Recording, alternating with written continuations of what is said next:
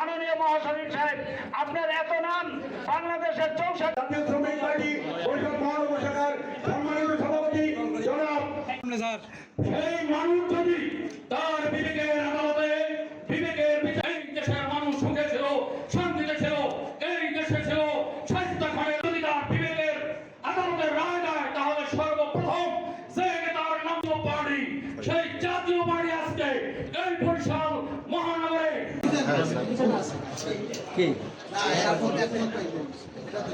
আমাদের প্রোগ্রাম শুরু হয়ে যায়। ধন্যবাদ সবাই। বিনয়ের সাথে অনুরোধ থাকবে, আমরা অযথা মাইকের স্টেজের সামনে ঘোরাফেরা সম্মানিত উপস্থিতি, শান্তির জন্য পরিবর্তনের জন্য জাতীয় পার্টি করে। আমরা বিশ্বাস করি আমাদের স্বকীয়তা বজায় রেখে জাতীয় পার্টি যদি আপনাদেরকে বুঝতে হবে, জাতীয় পার্টির প্রত্যেকটা নেতা কর্মী জানে সরকার যদি প্রথম বছরেই অনিয়মের নির্বাচন করে, ইরেগুলার নির্বাচন করে, করাপ্ট প্র্যাকটিসের নির্বাচন করে, এই সরকার মুখ থুবড়ে পড়বে, 5 বছর দেশ চালাতে পারবে না।